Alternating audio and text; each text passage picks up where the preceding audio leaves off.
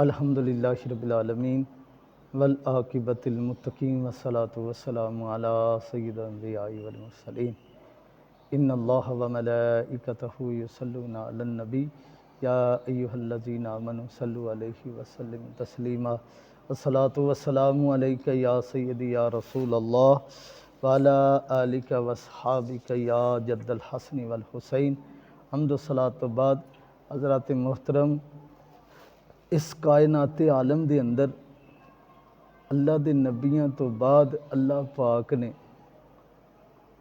खसूसन सरकार की उम्मत दे विच औलिया की जमात नूं पैदा फरमाया और अल्लाह के नेक बंदे औलिया वलीए कामल हर दौर दे विच रहे। सरकार ने जदों ज़ारी पर्दा फरमावन लगे हुज़ूर ने फरमाया मेरे तो बाद कोई नबी नहीं आएगा, हाँ मगर मेरी उम्मत दे विच औलिया ते उलमा दी जमात क़यामत तक रहेगी। और उन्हां औलियाए उज़्ज़ाम दे अंदर बड़े बड़े कामलीन लोग पैदा होए, जिमें हुज़ूर गौस पाक ने, हुज़ूर दाता साहब ने, हज़रत बाबा फरीदुद्दीन मसूद गंजे शकर रहमतुल्लाह अलैह ने।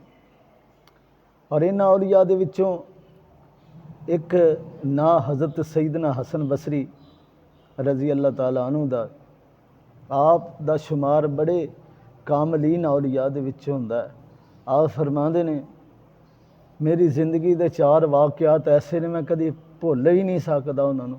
उन्हां विचों पहला फरमाया वाक़या यह है कि बच्चा बाज़ार च जा रहा, उहदे हत्थ च लालटैन है ते मैं उन्होंने आज़राए मुहब्बत पूछया बेटा ये लाइट जिहड़ी इस लालटैन दे विच कित्थों आंदी। उस बच्चे ने वो लालटैन का घोड़ा चुक्या, चुक के वो चिमनी दे विच फूक मारी, फूक मार के तो लालटैन बजा के मैनू आंदा भी तुसी ये दसो भी ये गई कित्थे आ। तो मैं इन्ना हैरान होया भी उस बच्चे ने मैनू लाजवाब कर दिता। उन्हें कहा जे तुसी गई दस दोगे तो फिर मैं तुहानू आई दस दियांगा।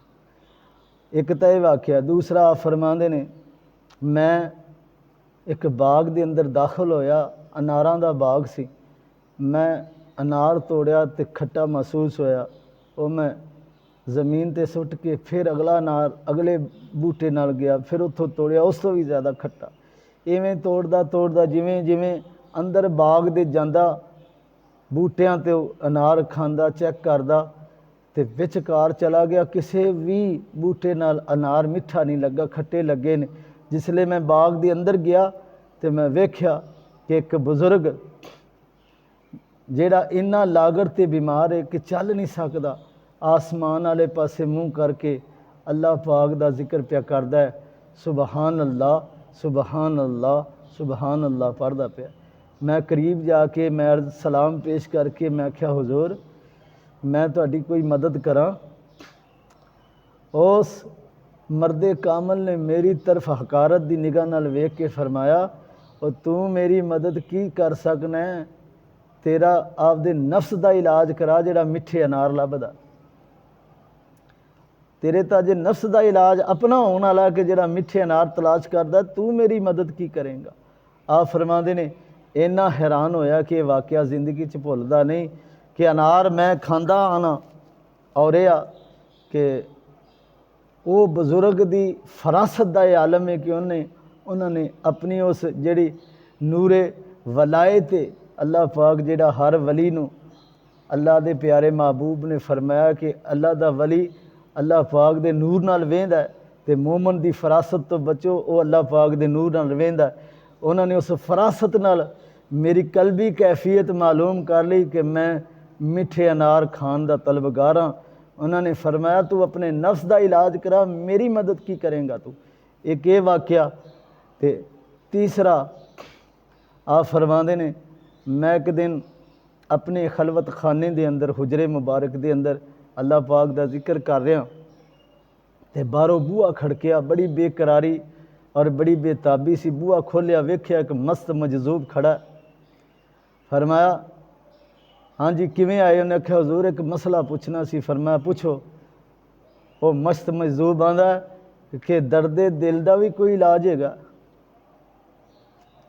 तो मैं उस मस्त मजदूर के चेहरे वाल वेख के फरमाया हैगा, आखे की फरमाया जिमें ये आखे उवें ना करो। उन्हें अंज आपदे दिल वाले पासे वेख के उन्हें आख्या सुन ली हसन बसरी की गल, अज तो बाद असी तेरे आखे नहीं लगना। ये गल करके फिर आंदा हुजूर एक मसला और दस दो। फरमाया हुण मेरे को टाइम नहीं हैगा, फिर आई हुण नहीं मेरे को वक्त हैगा। वो मजदूर चला गया। मैं आपदे खलवत खाने च आके पढ़दा पढ़दा मेरे ते नींद का गलबा तारी होया ते मेरे वक्त जागे मेरे ख्वाब च अल्लाह पाक दे प्यारे महबूब तशरीफ ले आए। फरमाया हसन बसरी एक मसला जो दस दिता सी ते दूसरा भी दस देना सी। तो मैं जल्दी नाल उठिया, उन्होंने दौड़िया, लोगों को पुछा तलाश किया, किसी आख्या इंज नूं गए ने, किसी ने आखना इंज। वेख्या कि दरिया के किनारे चले जा रहे हैं। मैं भी पिछे दौड़ के जाके कदम बोसी करके आख्या हुजूर और दूसरा मसला भी पुछ लो की सी।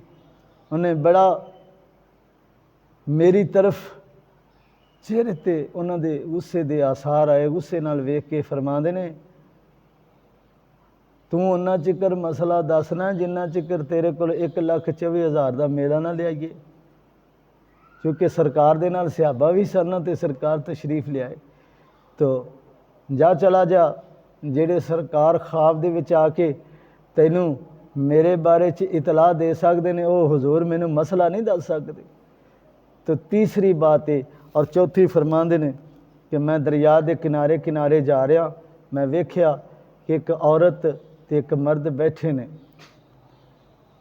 मेरे जहन च ख्याल गुजरिया भी यह बंदा ये ठीक नहीं है, वे कोल शराब रखिए तो जवान औरत नूं बिठा के बैठा है। उनके बारे च अजीब अजीब ख्याल जहन च लिया। आप फरमाते ने बस इन्ना ही, अजे मैं बैठा ही हाँ तो बेड़ी डुबन लग पई दरिया च। उहदे च कोई 8-10 बंदे जिहड़े डुब रहे ने, वो जिहड़ा खाना खा रहा उन्हें छलांग लाई दरिया च ते 2 बंदे कढ़ लिया, 4 लाया, फिर 2 रह गए। फिर मेरे करीब आके आंदा मेरे बारे च तू अजीब अजीब ख्यालात और तजस्सुस लिया रहा है। सुन तू आख्या भी इस तरह जवान औरत नूं लैके कोल बैठा शराब लैके, तू बड़ा चंगा है तो मैनू बड़ा बुरा समझा। 8 मैं कढ़ लिया, 2 तू कढ़ लिया। तो मैं अर्ज किया नहीं हुजूर तुसी कढ़ लिया। सारे बंदे उन्हें लिया के कढ़ के बाहर बेड़ी चो जिंदा बचा के आंदा ए मेरी बीवी है, क्या बीवी दे कोल बहना गुनाह है? ए मेरे जिन्हों शराब तुसी आख्या है ये शरबत है तो ये मैं शरबत पी रहा तो खाना खा रहा तो तुसी उत्थे बैठे मेरे बारे च अजीब अजीब जहन च ख्याल आ रहा है जे ये है जा। अल्लाह पाक इन्हां गल्लां नूं पसंद नहीं करदा। नाले जेड़े अहदे ते तुसी फैज़ जे तुहाडे रंगियां बुजुर्गां नूं ज़हनां च ये ख्याल नहीं लियाने चाहिए। आप फरमाते ने मैनू ये 4 गल्लां जिंदगी च भुलदियां ही नहीं और हर महफिल च मैं लोगों नूं सुनाइयां ते लोग इहदे तो महजूज भी होए ते जिहड़ियां ऐसियां ज़हनां च ख्याल मेरे आए उन्हां तो कईयां ने इबरत भी पकड़ी। अल्लाह पाक दी बारगाह च दुआ करने अल्लाह पाक अमल दी तौफीक।